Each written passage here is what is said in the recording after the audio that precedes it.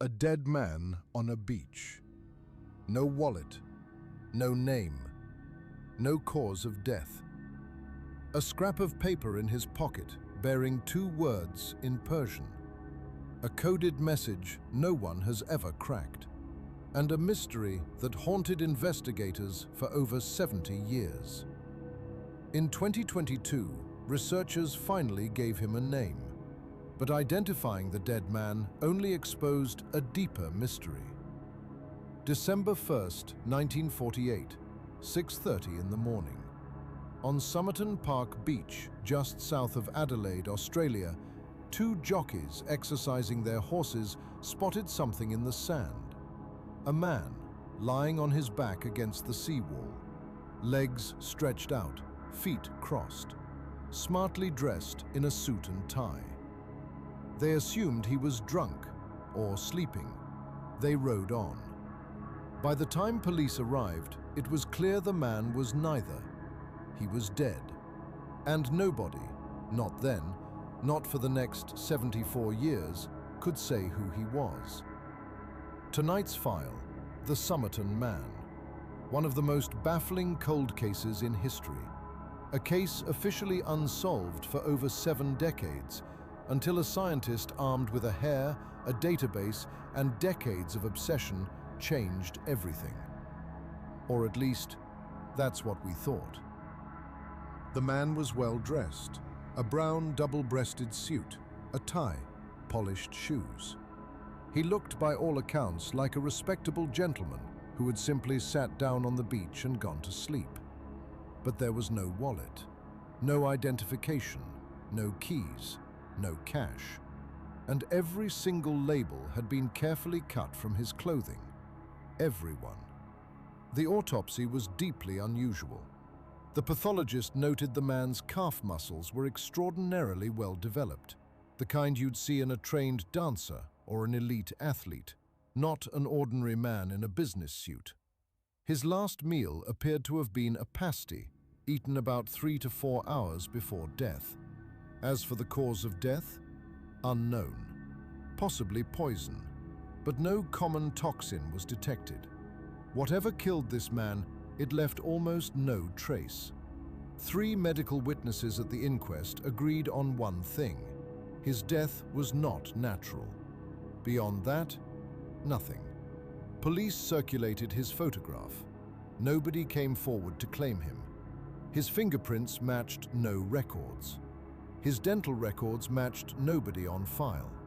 He was a ghost, a well-dressed, well-built ghost who had simply appeared on a beach and died. 6 weeks after the body was found, staff at Adelaide's main railway station found a brown suitcase that had been checked into the cloakroom on the day the man died. Its label had been removed, just like the labels on his clothes. Inside, pajamas, slippers, a shaving kit, a pair of scissors, a table knife that had been sharpened into a blade, and several items of clothing.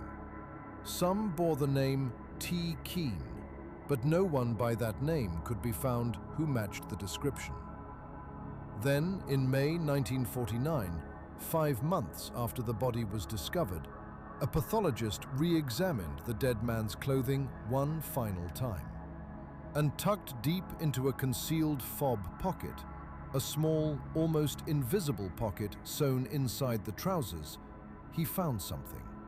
A tightly rolled piece of paper, barely an inch long.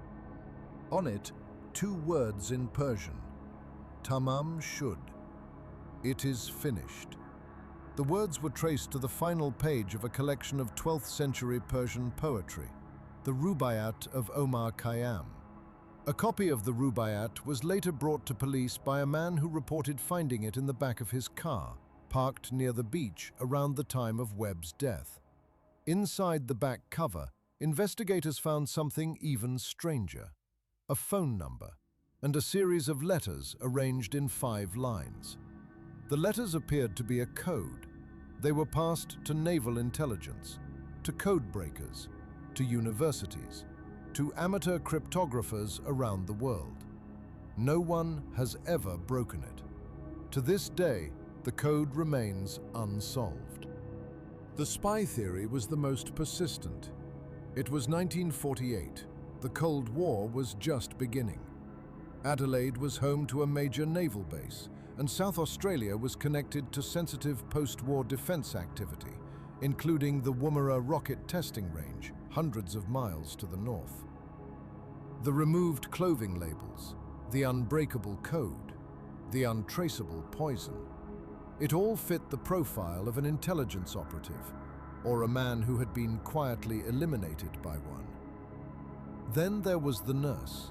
The phone number found inside the Rubaiyat led investigators to a woman named Jessica Thompson, a local nurse living just a mile from the beach. When police showed her a plaster cast of the dead man's face, she reacted visibly. She appeared, witnesses said, deeply shaken. She denied knowing him. She refused to discuss the matter publicly for the rest of her life. But there was one more detail that set investigators on fire for years. Jessica Thompson's son, Robin, a ballet dancer with extraordinarily developed calf muscles, appeared to share rare physical traits with the Somerton Man. The same unusual ear shape, the same rare dental anomaly, hypodontia, a genetic condition where two upper lateral incisors are simply never there. A combination estimated to occur in roughly 1 in 10,000 people. The implication was staggering. Was the Somerton Man Robin's father? Had Jessica Thompson known this man? Was she protecting a secret that went all the way to the grave? Investigators pursued the theory for years. Robin Thompson died before his DNA could be taken. His daughter eventually provided a sample. The results were not what anyone expected. In 2011, Derek Abbott, a physicist at the University of Adelaide, gained access to the Somerton Man's plaster death mask, held at the South Australia Police Museum. Embedded in it were hairs. It took years. In 2018, scientists extracted the mitochondrial DNA. In July 2022, Abbott and forensic genealogist Colleen Fitzpatrick uploaded the Somerton Man's full DNA profile to GEDmatch, a genealogical database combining profiles from Ancestry, 23andMe, and family tree DNA. They found a match to a distant cousin. From there, they built a family tree of over 4,000 people. They searched for men born between 1898 and 1908 with no documented death date. They cross-referenced against known details of the case. One man fit perfectly: Carl Webb, born November 16, 1905, in Footscray, a suburb of Melbourne. The sixth child of a German immigrant who ran a bakery, an electrical engineer and instrument maker. And here is the detail that sent chills through the research team.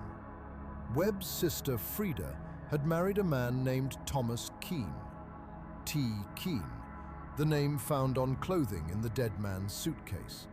Not an alias, a family connection. A thread that had been sitting in plain sight for 70 years. Fitzpatrick described the moment she made the connection. She said her hair caught fire. The last record of Carl Webb alive was April 1947, when his wife, Dorothy Robertson, appeared in court. She told the judge her husband had disappeared. She wanted a divorce. By 1951, records placed Dorothy in a town called Butte, roughly 90 miles from Adelaide. Abbott has speculated that Webb may have traveled to South Australia looking for her, but no evidence confirms that theory. As for Robin Thompson, the DNA test was definitive.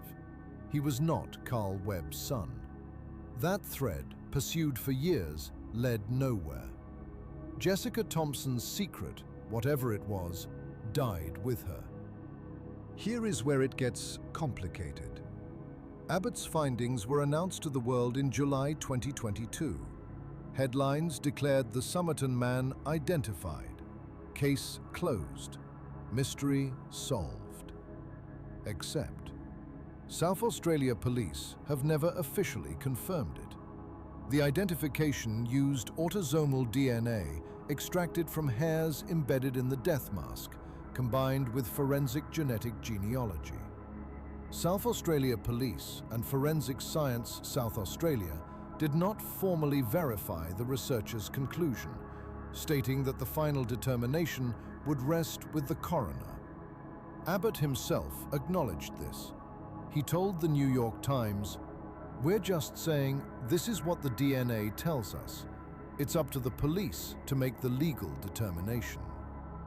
As of today, South Australia Police have stated they are cautiously optimistic, but the case of the Somerton Man remains officially open.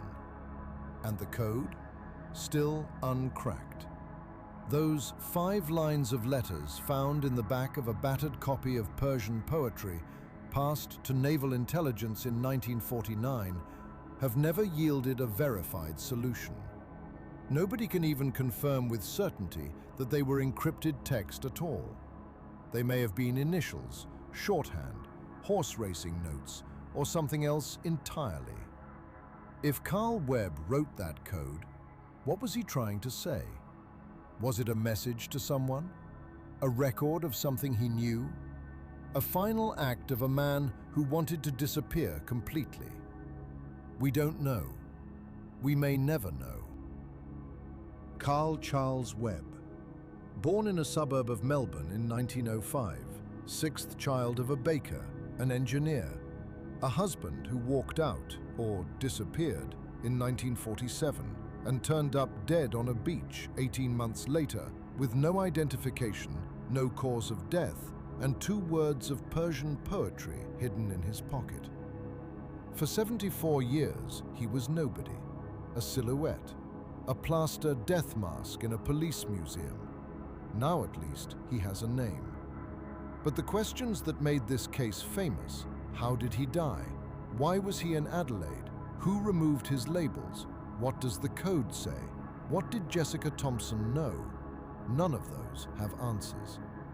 In a way, knowing his name has only deepened the mystery, because now we know enough about Carl Webb to understand just how much we still don't know. The Somerton Man case file is still open. Tamam shud. It is finished, except it isn't. That's the Somerton Man, one of the strangest cold cases in Australian history, and one that a DNA breakthrough made both more solved and more mysterious at the same time. If this case kept you up at night, subscribe to Terrifying Cases. We open a new file every week. The truth is out there. We just have to find it.